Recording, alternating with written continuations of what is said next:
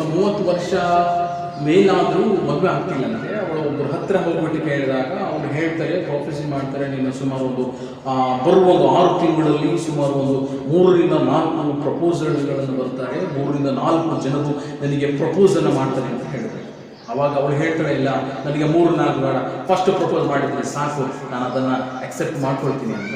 ಹೀಗಾಗಿ ನಾವು ನೋಡುವಾಗ ಅನೇಕರು ಆ ಒಂದು ಹರಿಬರಿಯಲ್ಲಿ ಅವರು ಅಕ್ಸೆಪ್ಟೆನ್ಸನ್ನು ಮಾಡ್ತಾರೆ. ನಿನ್ನ ಸೀಕ್ ಗಾಡ್ಸ್ ವಿಲ್, ದೇವರ ಚಿತ್ತವನ್ನು ಏನು ಅಂತ ತಿಳಿದುಕೊಂಡು ನಿನ್ನ ಅಕ್ಸೆಪ್ಟನ್ನು ಮಾಡ್ತಾರೆ. ನೀನು ದೇವರ ಚಿತ್ತ ಎಂಬುದಾಗಿ ದೇವರ ಮೇಲೆ ಆತುಕೊಳ್ಳುವಂತಹ ಮಗನು, ದೇವರ ಮೇಲೆ ಆತುಕೊಳ್ಳುವಂತಹ ಮಗಳಾಗಿ, ಸ್ವಾಮಿ ನಿನ್ನ ಚಿತ್ತ ಏನು ನನ್ನ ಮದುವೆಯಲ್ಲಿ ಎಂಬುದಾಗಿ ಪ್ರಾರ್ಥನೆಯನ್ನು ಮಾಡುವಾಗ ನಿನ್ನ ಕುಟುಂಬವು ಒಂದು ಸಕ್ಸಸ್ಫುಲ್ ಮ್ಯಾರೇಜ್ ಆಗಲಿಕ್ಕೆ ಸಾಧ್ಯ. ನಿನ್ನ ಕುಟುಂಬವು ಹೆಲ್ದಿ ಕುಟುಂಬವನ್ನು ಆಗಲಿಕ್ಕೆ ಸಾಧ್ಯ. ನಿನ್ನ ಕುಟುಂಬವು ಅದನ್ನು ನೋಡುವಾಗ ಯಾವಾಗಲೂ ಅದನ್ನು ಒಂದು ಹ್ಯಾಪಿ ಮ್ಯಾರೇಜ್ ಲೈಫ್ ಆಗಲಿಕ್ಕೆ ಸಾಧ್ಯ.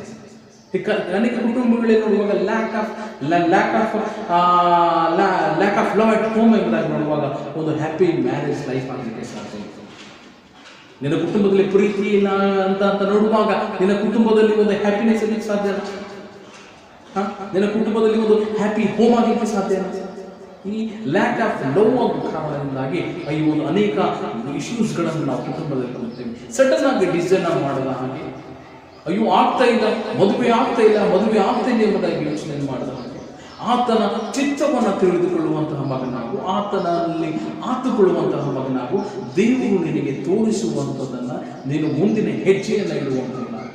ಆವಾಗ ನಿನ್ನ ಕುಟುಂಬದಲ್ಲಿ ಪ್ರೀತಿಯನ್ನು ತುಂಬಿರ್ತಕ್ಕಂತಹ ಕುಟುಂಬ, ಆಗ ನಿನ್ನ ಕುಟುಂಬದಲ್ಲಿ ಒಂದು ಹ್ಯಾಪಿನೆಸ್ ಇರ್ತಕ್ಕಂತಹ ಕುಟುಂಬ, ಆಗ ನಿನ್ನ ಕುಟುಂಬದಲ್ಲಿ ನಾವು ನೋಡುವಾಗ ಒಂದು ಹ್ಯಾಪಿ ಫ್ಯಾಮಿಲಿ ಲೈಫ್ ಎಂಬುದಾಗಿ ನಾವು ನೋಡ್ತೇವೆ. ಮಗನೇ ಆತನ ಸನ್ನಿಧಾನದಲ್ಲಿ ಇನ್ನೂ ಮದುವೆ ಆಗಿಲ್ಲ ಎಂಬುದಾಗಿ ಯೋಚನೆ ಮಾಡಿದ ಹಾಗೆ ಆತನ ಸನ್ನಿಧಾನದಲ್ಲಿ ಪ್ರಾರ್ಥಿಸುವಂಥ ಮಗನು ನಾವು, ಮಗಳು ದೇವರು ಆತನು ತನ್ನ ಚಿತ್ತದ ಪ್ರಕಾರ ನಿಮ್ಮಿಬ್ಬರಿಗೆ ನಮಗೆ ಆತನ ಕೂಡಿಸಲಿಕ್ಕಿದ್ದಾನೆ, ಆತನ ಜೋಡಿಸಲಿಕ್ಕಿದ್ದಾನೆ. ಆತನು ನಿನ್ನ ಕುಟುಂಬವನ್ನು ಆತನು ಡಿಸೈನ್ ಮಾಡಿದ್ದಾನೆ.